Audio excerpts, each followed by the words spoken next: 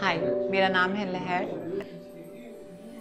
मध्य प्रदेश के एक छोटे से गांव में मैं पैदा हुई हूँ। बहुत अच्छा मेरा बचपन रहा है। मुझे सारे लग्जरीज मिले हैं बचपन से।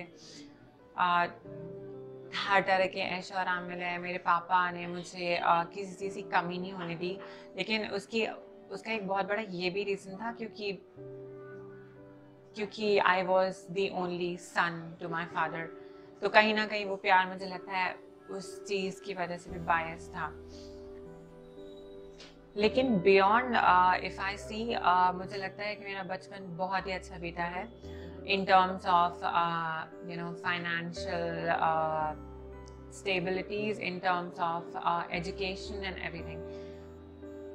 लेकिन इस सब के बाद भी कुछ कुछ ऐसा था मेरी जिंदगी में जो मुझे लगता था कि कुछ गलत है, कुछ बहुत ज़्यादा गलत है। और मुझे लगता था कि ये एक ऐसी प्रॉब्लम है जो मैं शायद कभी किसी को भी नहीं बता पाऊंगी, क्योंकि मुझे लगता था इस पूरी दुनिया में सिर्फ मैं ही एक हूँ जिसके ऊपर ये प्रॉब्लम आकर गिर गई है। And I just did not know what to do. I did not know who to speak to, क्योंकि उस टाइम कोई सपोर्ट नहीं था मुझे। कभी किसी ने ये चीज़ रियलाइज करने का मौका ही नहीं दिया कि there's something inside me which wants to come out। कुछ एक्सप्रेस ही नहीं कर पाई मैं। बहुत साल मैंने ऐसे ही बर्बाद किए अपनी ज़िंदगी के अंदर ही अंदर घुटते हुए, अंदर ही अंदर सह में रहकर, सबसे अलग रहकर। मैं बचपन में अकेली रहती थी। मैं स्कूल में भी अकेली रहती थी। मेरे कोई दोस्त नहीं होते थे। एक कॉर्नर में बैठी थी अपने क्लास में और सब मुझे वियर्ड बोलते थे क्योंकि कोई मुझे समझ नहीं पाता था। लोगों को लगता था कि ये क्या है, मतलब पता नहीं ये ऐसी क्यों है और पता नहीं ऐसा क्यों है। ऐसे शौक थे मेरे जो मेरी उम्र के बच्चों को या शायद ऐसा कहें कि मेरे जेंडर के बच्चों को समझ नहीं आते थे। मेरे एज के सारे जो सो कॉल्ड बॉयज होते थे वो बाहर खेलने जाते थे, while I used to dress in my mom's clothes behind the closed doors।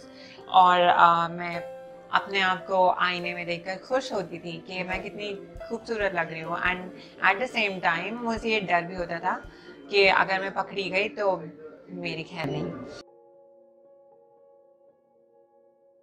मैं अपने आप को एक एम्प्टी रूम में लॉक कर देती और अपनी मम्मा की साड़ी पहनकर और आईने में देखती थी और बहुत खुश होती थी। और मुझे याद है कि वो लेवल ऑफ सेटिस्फैक्शन जब होता था ना मुझे आईने में अपने आप को देखकर, ऐसा लगता था कि एक कहीं छोटी सी उम्मीद है शायद,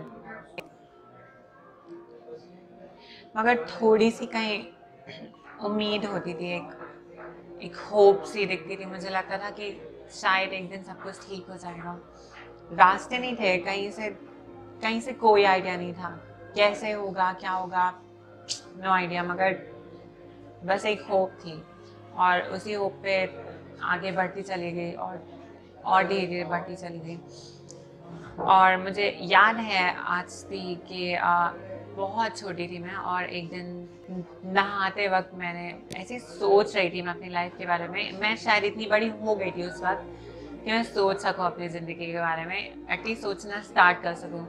और जब मैंने अपना फ्यूचर इमेजिन किया, एक बच्चा जब अपना फ्यूचर इमेजिन करता है तो वो अपने आप को या तो डॉक्टर देखता है या पायलट देखता है या कोई बड़ा डिज़ाइनर देखता है। लेकिन मैंने जब अपना फ्यूचर इमेजिन किया ना, तो सबसे पहले एक क्वेश्चन मार्क था मेरे दिमाग में कि फ्यूचर क्या, फ्यूचर होने के लिए मेरा खुद का अस्तित्व होना तो ज़रूरी है। क्योंकि मैं इसी चीज़ पर श्योर नहीं थी कि मेरी जेंडर आइडेंटिटी क्या है। And when you do not have your basic instincts clarified, how would you go ahead and frame your future all in your mind? That's just something not possible। मुझे यही vision दिखाई देता था कि मेरी आत्मा और मेरे शरीर लड़ रहे हैं एक दूसरे से। ये पूछ रहे हैं एक दूसरे से कि मैं क्या हूँ। मैं एक लड़का हूँ, मैं एक लड़की हूँ। ये दुनिया मुझे कुछ और क्यों कहती है, मेरी आत्मा मुझे कुछ और क्यों कहती है, ये सब क्यों है, और मैं कब जान पाऊंगी कि मैं असलियत में कौन हूँ। और एक छोटा सा ही ड्रीम देख पाई थी उस वक्त मैं कि मैं एक लड़की हूँ, कंप्लीट वुमन। ये था मेरा सपना। शायद ही दूसरे लोगों के लिए बहुत ही कोई आम सा हर दूसरा इंसान शायद इसे फॉर ग्रांटेड लेगा, क्योंकि people are born with their gender identity. I was not. मेरे लिए it was something that I need to achieve, and hence it was one of the biggest dreams of my life. मेरे school में games होते थे Saturday को। Saturday के दिन boys के लिए क्रिकेट ऑर्गेनाइज होता था, गर्ल्स के लिए खो खो ऑर्गेनाइज होता था। And I use to be in a dilemma कि मैं वेयर शुड आई गो, क्योंकि क्रिकेट मुझे खेलने जाना नहीं होता था और खो खो मुझे खेलने को बुलाना नहीं था। इसलिए मैं अपनी क्लास के कॉर्नर में बैठकर चुपचाप ड्राइंग करती थी और बस कोशिश करती थी अपने आप को उस आर्ट से, उन रंगों से एक्सप्रेस करने की, क्योंकि शायद मैं बहुत छोटी थी अपने आप को वर्ड्स में एक्सप्रेस करने के लिए। और बस वो एक ही तरीका था जहाँ मैं आज़ादी पाती थी, ड्राइंग करके, अपने आप को एक्सप्रेस करके, जिसके लिए भी शायद मुझे कभी अप्रिसिएशन नहीं मिला। मुझे याद है स्कूल के बाद मेरा फेवरेट टाइम होता था जब मैं अपनी सामने जो मेरी कज़न रहती थी, मेरी बहन, उसके साथ मैं उसकी डॉल से खेलने जाती थी, गुड्डे गुड़ियों से खेलने जाती थी। हमारे यहाँ वो डिज़ाइनर बार्बी डॉल्स नहीं मिलती थी, हम बहुत छोटे से गांव से हैं, तो हमारे यहाँ पर वो मिट्टी के गुड्डे गुड्डी होते हैं जिनकी पूजा होती है अक्षय तृतीया के दिन, और पूजा के बाद वो सारे बच्चों को मिल जाते हैं। मेरे पास पूरा कलेक्शन था उन डॉल्स का। मैं इतनी क्रेजी थी उन डॉल्स से खेलने के लिए। मेरे घर में जब सारे बच्चों के लिए खिलौने आते थे, मेरी जिद पर मेरे लिए खाना बनाने वाले बर्तन आते थे और मेरे भाइयों के लिए कार्ड्स के सेट आते थे। ये डिफरेंस थे हम में। ऐसे ऐसे करते हुए मेरी स्कूल लाइफ निकल गई। इनफैक्ट मेरी अर्ली स्कूल लाइफ निकल गई और फिर मुझे ऐसा लगा कि ये शायद कोई फेज नहीं है, ये जाएगा नहीं कभी, क्योंकि अब तक नहीं गया और मैंने बहुत कोशिश की to get rid of it, लेकिन ये कभी ख़त्म नहीं हुआ और मुझे लगा ये शायद कभी ख़त्म होगा भी नहीं। और तब मैंने सोचा कि शायद मैं अगर सबसे दूर चली जाऊँ, कहीं और चली जाऊँ, तो शायद कुछ चेंज आ जाए, शायद मुझ में ही कोई चेंज आ जाए।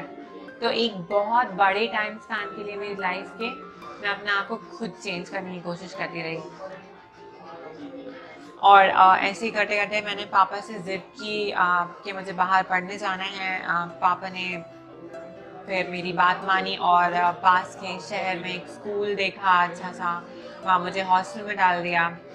और मेरी लाइफ वहाँ से फिर से एक बड़े टर्निंग पॉइंट पर आ गई, क्योंकि वहाँ से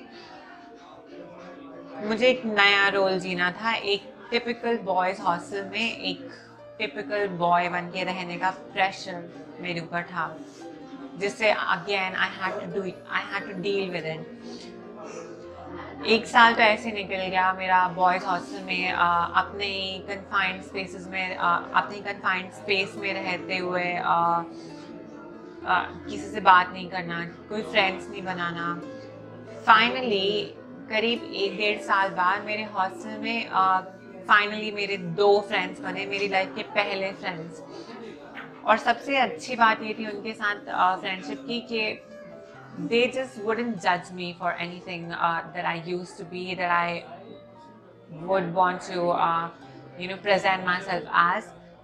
They would just let me be, क्योंकि वो बस लिबर्टी देते थे मुझे just to be, जैसे भी मैं हूँ, जो भी हूँ, मैं उन दोनों की कंपनी में I could just be my real self, and वो एक बहुत बहुत बड़ा स्ट्रेंथ बना मेरी लाइफ में। मुझे आज़ादी मिली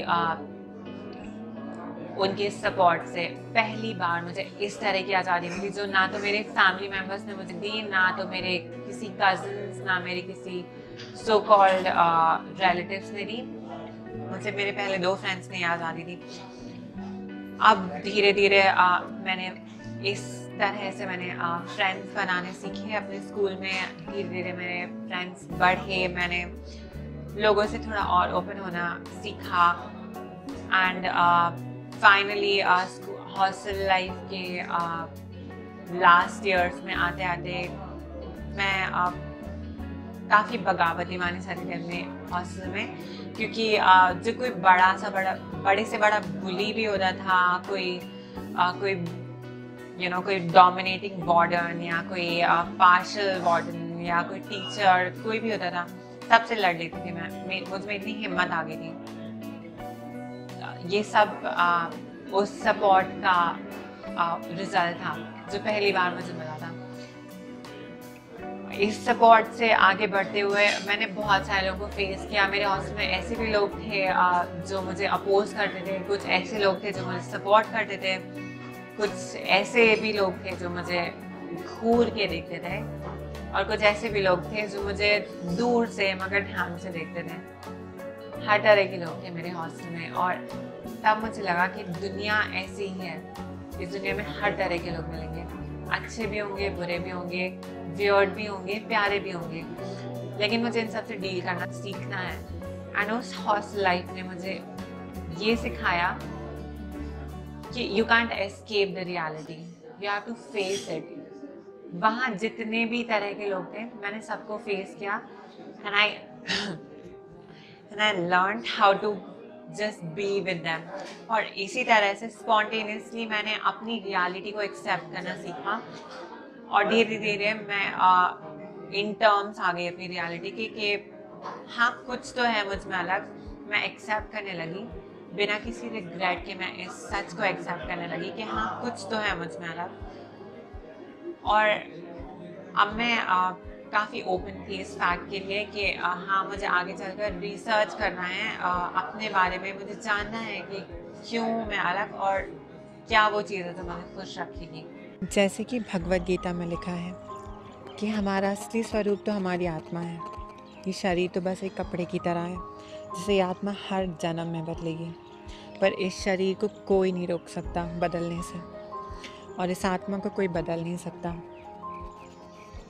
और ना तो इस आत्मा को मिटाया जा सकता है।